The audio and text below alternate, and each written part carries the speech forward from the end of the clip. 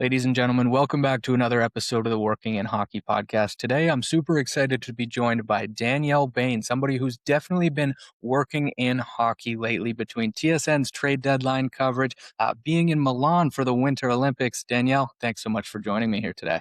Nick, I've been so excited to join you on the pod. I've been a fan of the brand that you've created from the ground up. I've checked in on your podcast episodes. So, really, I should be the one harassing you to be on here.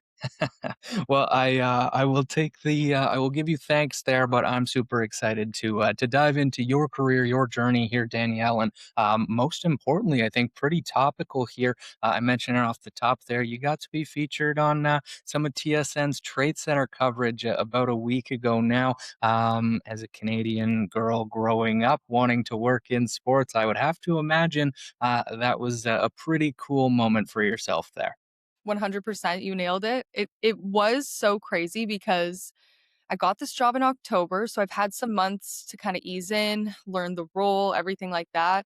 And then trade deadline just snuck up on us and all of a sudden, I'm not kidding you, Nick. I was standing there and in the moment James Duthie is teeing up my hit and I'm thinking to myself, is James Duthie throwing to me right now? Like, I did have a very quick moment where it was surreal and I was super, super excited. And then I did kind of, calm down for the rest of the day. Yes. But you don't take those moments for granted, especially when you work really hard to try to get to this position. And this has been my dream job for so long. So it was very cool. I definitely had a moment where it was like, okay, welcome. This is your welcome moment. That's so cool, and, obviously was happy to see that for you, and I'm sure your family, friends, etcetera, took lots of pictures of the TV throughout the day there as well for you, but, you mentioned kind of the role there joining last fall, Danielle. What is your role with TSN? What's a day in the life look like for yourself right now? Okay, so the official title is the Winnipeg Bureau Reporter. So the major markets in Canada all have a bureau reporter at TSN who cover the NHL teams in that market as well as CFL and any other sports that go on really in that market. So the Winnipeg role opened up, John Liu retired, and I was able to secure the role and basically the way I describe it to people is I am the eyes and ears on the ground in Winnipeg for TSN. I'm always looking for what's important and what a national audience has to know and needs to know, as well as what are some regional stories that will resonate with Jets fans or Bombers fans. And so, as that person that's trusted to bring that news to fans everywhere, I do hits on Sports Center for a national audience, and whether that's in a format like a talkback with an anchor, a pre-recorded report, or sometimes I'll do a longer version of That's Hockey with Gino Retta or Sarah Davis or something like that. And those will kind of go on Sports Center up to update the national audience. And then if I'm ever doing stories regionally, I could do them for web, shoot things for web, and then write articles as well to put up on the web. But it's a very fluid day to day situation. So on a practice day, very light in terms of being there in person. You're there for about an hour or two following practice, reporting on anything that's going on there, and doing the interviews with the athletes and coaches afterwards. On a game day, you are going to morning skate, very similar to practice, reporting on that, interviewing athletes and coaches afterwards. And that's typically when I'll shoot something for Sports Center. I'll have a few hours in between game time and then I'll head to the game, enjoy that, really try to pay attention to anything, you know, out of the blue. But I will then go down post game interview as well. And then sometimes I'll hop on late night Sports Center as well. So that's kind of my day to day right now. I've never worked a CFL season yet. So in the summer, I'll be a part of the CFL broadcasts, which I'm really excited about. But we'll have to report back on how that goes once I get that going, Nick. That's super cool. I think that's great insight, even just some of the terms you're throwing in there of the different types of content and, on-air hits that you're doing there. Obviously, long days, like you said, morning skates to post games. But I'm very curious, Winnipeg being a new city for yourself, a new team that you're covering there with the Jets and, of course, the Bombers when we get there. But how has it been going about building some of those relationships and connections around the team, around the rink? Getting guys and staff members to trust you and open up to you for some of those pieces and hits that we see on SportsCenter. So I think what was a really important piece of advice that was given to me was just to don't put too much pressure on yourself to get those stories right away. I was really lucky that I had the opportunity to be the Marlies rinkside reporter before this. And I look at that sample size. I worked that for 3 seasons. And the stories that I was able to produce in the 3rd year versus the 1st year are miles ahead in terms of the trust that I was able to build with players, what they were willing to talk to me about, and just open up to me about and feel more comfortable with me. So I did know that year 1, of course I'm going to try my best to get great stories. No doubt about that. But I also need to understand that you need patience and you need to put in the time and effort with these athletes and coaches so that they know that you're invested and that you care and that it's not all for the story. And me as a person, I'm definitely not lying when I say this. I'm take the person first approach in everything. And I think that's one of my skills as a reporter. Everyone's different and has a different skill set, but for me, I really do care about people. I love getting to know more about who these athletes are as people first. And I think that goes a long way when they do get to know me. Now, it's important to remember as well that you're not spending countless hours with these athletes. Like, they're on a regimented schedule. The only times that you get to chat with them are after practices and morning skates, and that's just a couple minutes here and there, right? But one kind of small thing that I tried to do, especially early in the season, was when there was an optional practice where it was a bit of a lighter day that, athletes might have a few extra minutes, I would request through PR just to have an introductory chat with each player. And I've tried to get almost every single player on the team just to introduce myself and, get to know them for a couple minutes. And I think things like that definitely go a long way. I totally agree. I think those initial conversations, right? They putting a name to the face that they're seeing around the rink, and you see it on a lighter or quieter day. There, it goes a long way. And like you said, a lot of times those conversations, I think people forget that a post game or a pre practice, whenever it is, those conversations are usually coming at a high or low point for the player too, right? They're coming off the adrenaline of a morning skate or a game that went either well or poorly, and you really have to kind of monitor how things are going, build that relationship to be able to know when to escalate, when to press a button on a certain question, or when to, maybe take it a little lighter with a question too, right? I think that's a great point, Nick. And something, if I look back on my Marlies time, I really learned as well because this whole first season with the Jets, already I'm learning what players like to talk about themselves, what ones don't. If they're close with certain teammates and they like to, pump up their friends on the team, or if someone's maybe a little more sensitive versus someone else who is regularly taking hard questions. You know what I mean? So that's another thing that you have to learn. And for me personally, I am not the type of person to come in and just go 0 to 100. I really do love observing and taking everything in. I mean, there's still a balance with making sure that you're a presence and that you're not just someone coming in and staying in the shadows. But that's definitely something I've learned, Nick. And again, I think what's really important in this role, which my mom always jokes with me, she's like, "Yeah, you're not sensitive. Like, you need to be a little more sensitive." And I'm like, "You're right, you're right." But I am not sensitive at all. So if a player is in a really bad mood, they're not feeling like they want to give a lot, I'll never take that personally. And at the end of the day, we have no idea what it's like being in their shoes. One thing you'll love is constantly a question that I ask myself is like, okay, imagine after your broadcast, you had to go answer questions as to why you made multiple mistakes. And I always think to myself, like, that would be kind of tough. Like someone asking me, like, so not your best broadcast today. Why? And I really, really ask myself that quite a bit to try and at least 1% put myself in their shoes. And I get a little chuckle out of that one every once in a while. I think that's a great perspective to have. Yes, you can't. you can't blame your partner for the lack of sleep you got. You can't blame the neighbor for making noise all morning. Whatever it was, that's when those tricky answers come. I'm sure that's Totally. great perspective. I mentioned as well off the top there, Danielle, but you got the opportunity to do something else pretty darn cool, and that was head to Italy over the Winter Olympic Games there. Tell us a little bit about your role there, how that opportunity came to be, and more than anything, just how cool it was to be there. No, it was honestly unbelievable, and when you're kind of going down the road of you wanna be in media or you wanna work in sports, something like working at the Olympics feels so out of reach because it's the pinnacle, right? Like, it's something that you never really think is possible, but the last 3 years before this role at TSN, I was actually working all freelance work, which was a daily grind of trying to line things up for yourself, and a former teacher that I had, Tony Ambrosio, he also works at TSN. I ran into him at Leafs development camp. This is a couple summers back, and I had said to him, "Tony, I need to work the Olympics in Paris for the summer games. What do I need to do?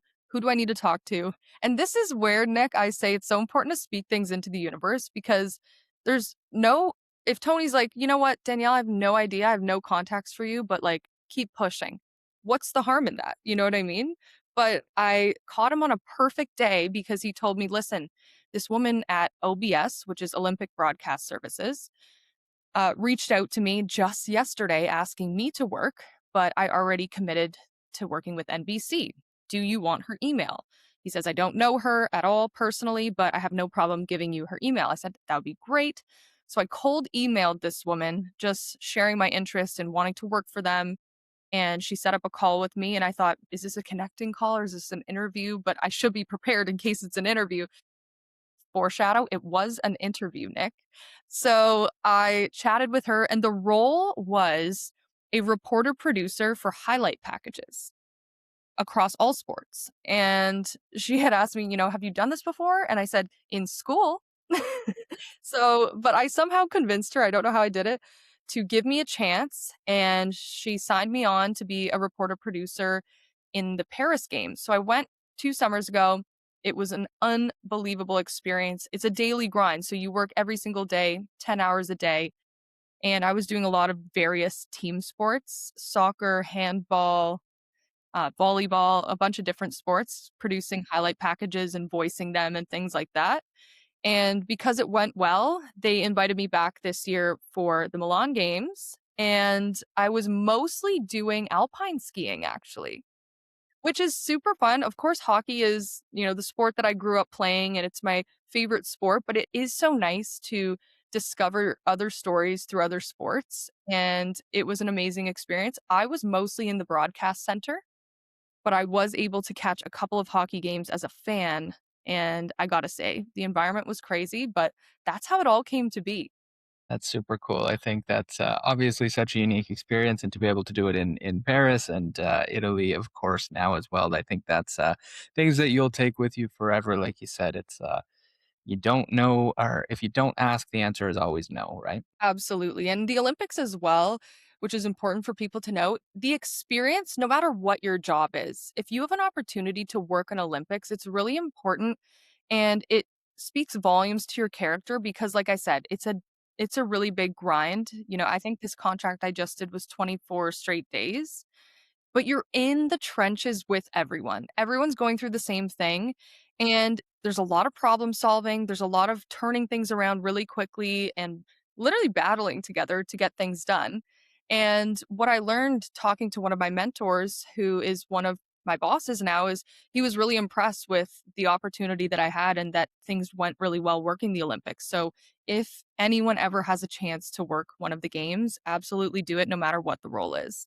Very well said, and I loved what you said as well about covering different sports and getting to be around different sports, and I think that's something that, obviously, this is working in hockey, Danielle. We're talking about hockey for the most part, but I think so many people in our game, and you can attest to it too, came up through other sports and got their reps in other sports, and I know that that's something that you've done throughout your career as well, whether it's basketball or we mentioned at the Olympics. It's seeing other sports, building your network and connections through those other avenues. Because at the end of the day, most skills in life are pretty transferable, right? So, talk to me a little bit about the benefits of covering other sports and some of those sports that you've been around in your career.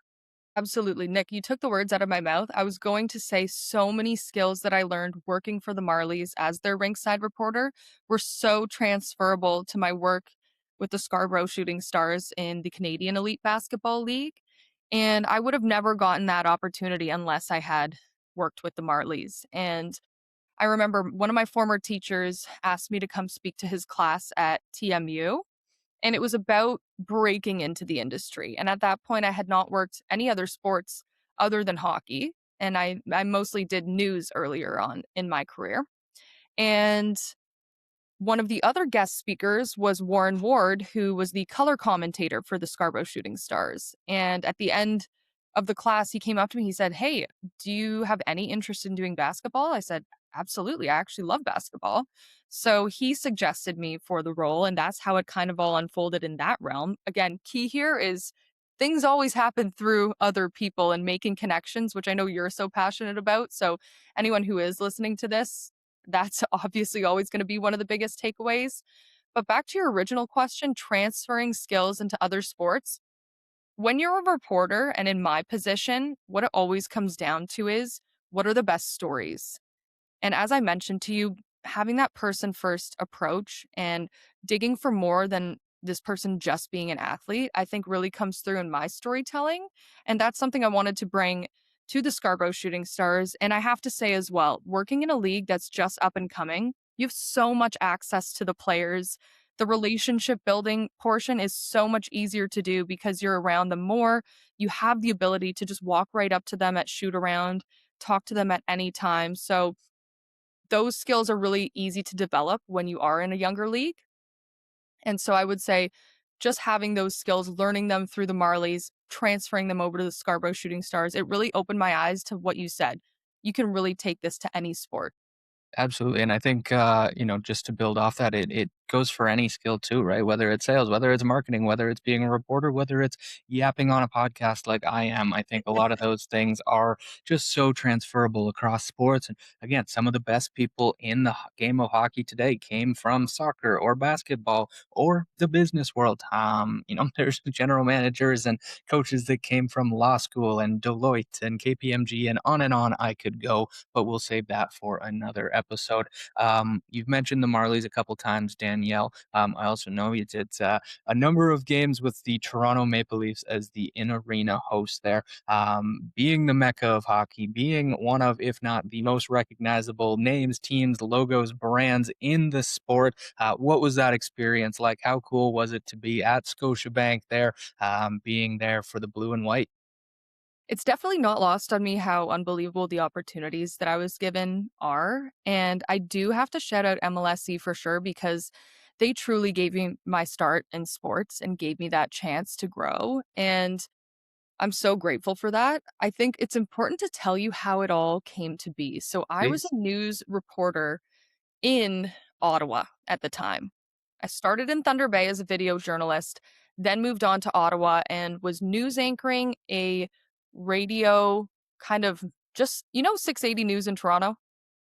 Very similar format in Ottawa, updating the people on what they needed to know news wise. And someone flipped me a posting that MLSE had had on LinkedIn saying, looking for the next generation of broadcasters. So I sent in my demo, didn't think twice. Exactly. Didn't think twice about it. And a couple months later, they contacted me saying that they'd love for me to audition for the Marlies rinkside reporter role. Now, at this point, I'm still living in Ottawa and I'm thinking to myself, oh my goodness, this is my chance. I feel like this is the direction that I need to go. So I do the audition. I'm pretty sure I blacked out during the audition. It was in person in real sports apparel store. And I don't even know. I left that audition thinking, oh, definitely not my best, but at least they know who I am now. Flash forward, I get offered the gig, but because it was a small part-time contract job, there's no way I could have moved to Toronto on just that income. But I'm thinking to myself, I can't pass this up. This is my in. So after talking to a few mentors, they suggested that I try to convince them to pay for my gas money from Ottawa to Toronto for just a couple weeks until I could find something more stable in Toronto. I pitched that. They say, you know what? We'll do it. So for the first 3 months of my first season, I commuted from Ottawa to Toronto for the Marlies games while still doing my full time job in Ottawa. And finally, I was able to transfer to 680 News in Toronto. And then I moved there end of December. So, first key is sometimes you have to do the crazy thing just to get the opportunity.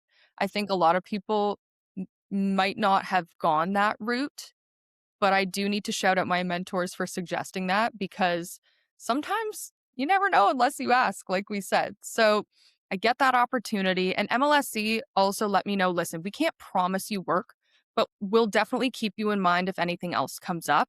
If we need extra hands or anything here and there. And I said that would be amazing. And they were great with that. Odd jobs here and there, along with the Marlies role. They were really amazing, giving me opportunities. And that first season of doing Marlies, I really, Nick, I'm telling you, I'm so happy I took this push and I went for it and I did it because I felt like this is where I'm supposed to be.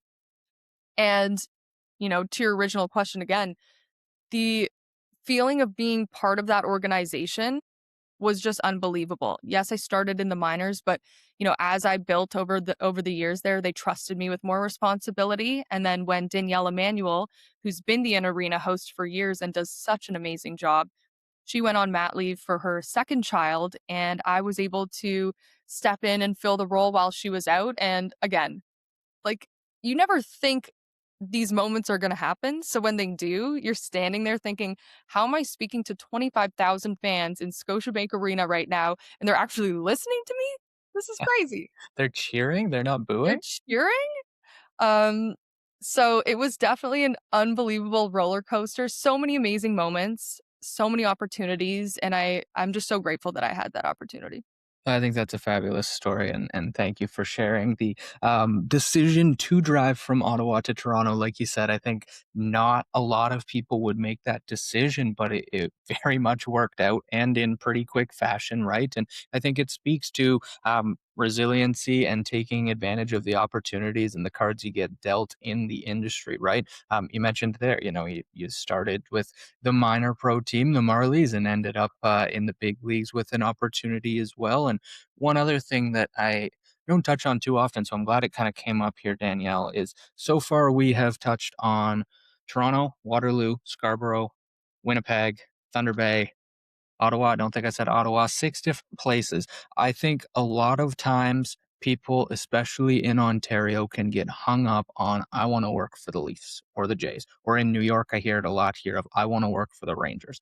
That's not always the most feasible first step. And sometimes you have to make those changes or sacrifices or go to different places where those opportunities are. So, A, speak to that if you agree with that. And B, what were some of those thought processes and decisions that led to you saying, you know what, I will go to Ottawa, I will go to Thunder Bay, I'm excited to go to Winnipeg, even though that's not where your roots are, right?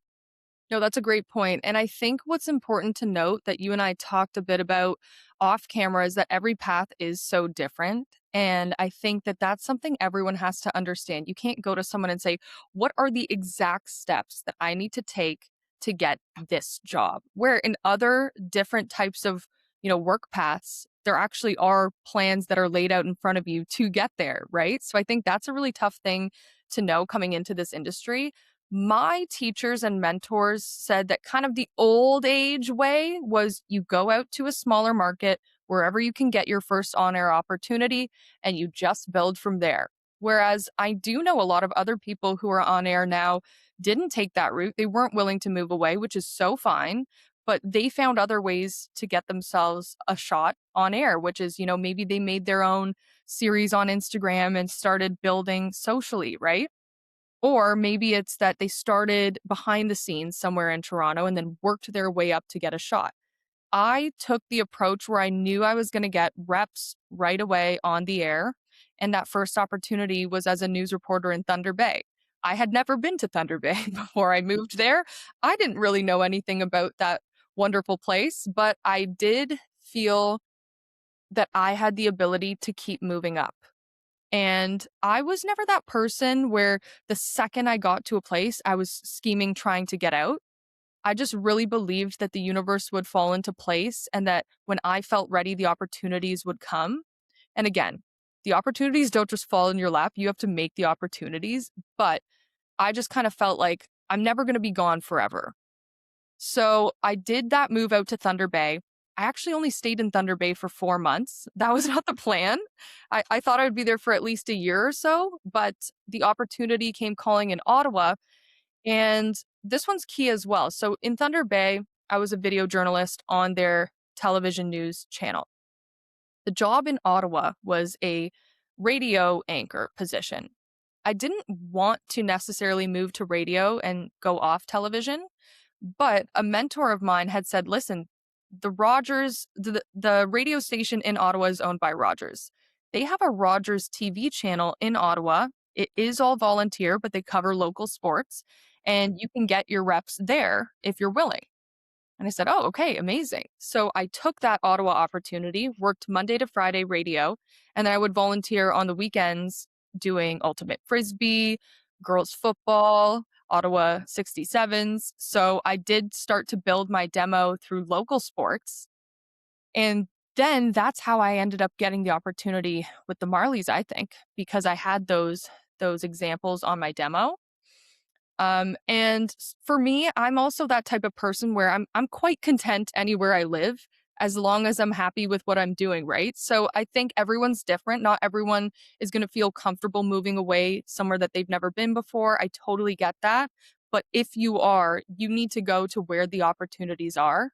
And again, I'm super lucky that the Marlies and Leafs roles were from where I'm from, right? I got to spend those 3 years with family and friends, which I'm really, really happy about. I think having those 3 years made the decision to come move out to Winnipeg so much easier for myself because, when I was in Ottawa, I had no idea where I'd be next or how long I'd be there, right? So that that's something you have to be open to if the opportunities are not where you're from.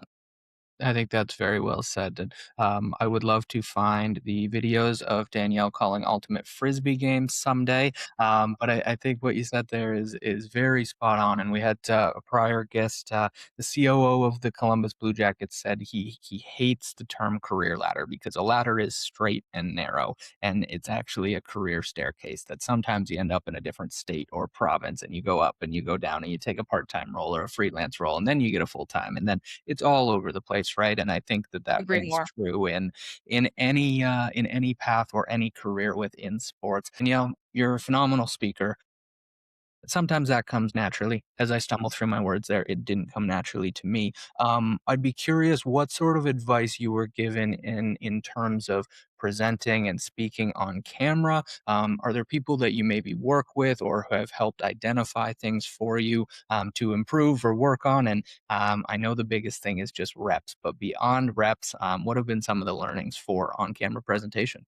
I think the first thing that I need to say is that there are still so many times where I'm thinking in my head, okay, I want to ask the question this way. And I plan it out, and what comes out of my mouth is completely not what I had planned. There are so many moments where people like me or someone else in my position that's been doing it for 20, 30 years, it might not come out the way you planned. And I think just my personality is I'm so good at just forgetting and moving on. Like, I'm that person where I'm like, you know what? People make mistakes. Yes, that was a bit of a wowie, but we move forward. We're all human. So I definitely have that mindset. And I think this one, people are not going to want to hear Nick because they don't like hearing the sound of their own voice, but you have to watch yourself back. And, at first it was definitely uncomfortable. You're whenever you grow up and you hear yourself in a video, you say, "Is that how I sound? There's no way that's me," right? I'm so used to hearing myself now that I've definitely gotten over that, but one thing at TSN as well is they send you review links for when you do live hits or any of your hits, you can request to view them. So I definitely do that a lot. I really try to watch myself back and pick things out that I might not have noticed that I was doing. One thing I used to do a lot was blink a lot. I guess that was because I was so focused on what I was trying to get out in terms of my words. And I had no idea I was doing that. So, one thing for sure is really watch yourself back and don't worry about the nitpicky things. Like, I hope when I'm 50 years old that there's still things to learn and that I'm still getting better. You're never going to be 100% perfect at a role where everything's so wild all the time. Live television is so unpredictable. Things are happening left, right, and center. You're going up live from news you just found out about 2 minutes ago, right? So don't put too much pressure on yourself. In terms of speaking and presenting, I did have in college, there was a coach, a vocal coach who kind of came in. We worked with him for a couple days and things like that, but I think it's more just how you wanna sound. Don't try to sound like someone else. I know a lot of people who come in and they wanna be news anchors, they then start talking in this type of tone or type of cadence, but really, at the end of the day, I'll use Chris Cuthbert as an example. When I've seen him speak to people off, off a broadcast, he sounds the exact same. Maybe on a broadcast at certain points he's a little more excited, but this man sounds the exact same in real life as he does on television. And I think that's how you want to come across to be the most authentic. Totally, yeah, it's about finding what works for you, and again, everybody is different, every path is different, etcetera. One last one before we get to the advice portion here, Danielle. You mentioned a couple times mentors that have helped you along the way. Um, I had somebody the other day say, "How do I get a mentor?" And honestly, I thought it was a pretty good question because there isn't exactly a Google form that you go fill out online for somebody to become your mentor. It comes with building those relationships, asking for their input, building up trust over time. But how did you, or how would you suggest that people go about identifying and potentially finding a mentor to work with? I think not being afraid to reach out to someone, and you and I also talked about this, not being afraid to double, triple, maybe quadruple email someone or slide into the DMs. And I'll be the first to admit that there are some times where I've missed messages or you're thinking, "Oh my gosh, I have to get back to this student that reached out to me." And you forget and you feel so bad. But I really always appreciate so much someone reaching out a second or third time because it really, number 1, shows initiative, but then also really allows that connection to form. And so number 1, never be afraid to reach out to someone. If you are going into this realm through school, really keeping in touch with your teachers and using them as a resource as well. And then I'll use Kyle Bukowskis as an example. When I was in Ottawa still doing news, I reached out to him on Instagram asking for a conversation. And he's one of the nicest people that I've met in this entire industry. And after our first conversation, he's just been an unbelievable sounding board and someone that I've gone to for advice over the years. And it's when you make those genuine connections, finding a mentor is so much easier. And also in this industry especially, it's been very rare, Nick, that I've come across people who aren't wanting to help. I've met so many incredible people and, they all want to pass it forward. So if you can reach out to your former teachers if you went through school, amazing, but never be afraid to reach out to someone because they're always looking to help. I 100% agree, and unfortunately, that is my best advice, Danielle, is just reach out to everybody. Most people are willing to help. Most people are willing to talk about themselves. But that being my best piece of advice for anybody listening to the show, Danielle, what would be yours? What piece of advice would you give anybody looking to break into hockey or the sports world in general? I think, everyone has their dream positions, right?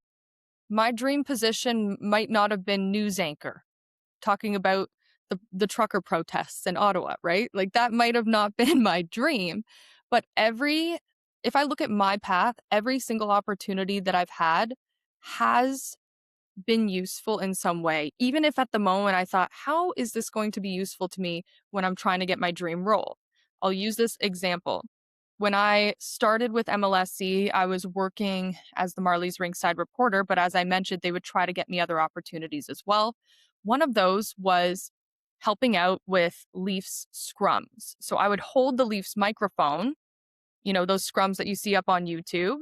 And although I was not asking any questions and the other reporters were kind of taking that on, I always thought to myself, like, I wonder how standing in a scrum just holding a microphone is actually going to help me long term. Well, I actually got to, for 2 full seasons, absorb what it's like to be a reporter that covers a National Hockey League team day to day. I get to see the types of questions that these reporters are asking athletes, the reactions, the relationships that they're building. I had no idea how valuable something like that would be to me now. And so, my best advice is an opportunity that comes your way that you might think has no purpose actually could in the long run. So, really just take every opportunity you can and try to learn the skills that are offered the best you can. I think that's fabulous response, and again just speaks to being around the game, being around the team, having people see your face and ask your name when they ask you to hand you that microphone or whatever it may be. Just being in those situations, like you said, you get to take so much away from it that you may not realize on your drive into work that morning or wherever you're headed. But Danielle, this has been phenomenal. I really appreciate your time, your insight here. Where can people find you and your work online? So you can find me on tsn.ca. If you head to the Winnipeg Jets section of the website, I have articles, videos up. You can catch me on Sports Center, and I try to share a couple things online on my social media handles every once in a while. On Instagram, I'm D Bain with 3 eyes. On Twitter, I'm Danielle Bain. And on LinkedIn, please, I'm telling all students or anyone looking to get into the industry, please feel free to reach out. Find me on LinkedIn. I think that's the best place to message me. And I am definitely always willing to lend a hand or to just be an ear to hear the questions, or if anyone wants any advice, always open. Amazing. Amazing. Thank you so much for the time, Danielle. And thank you to everybody listening. We'll see you next week for another edition of the Working in Hockey podcast.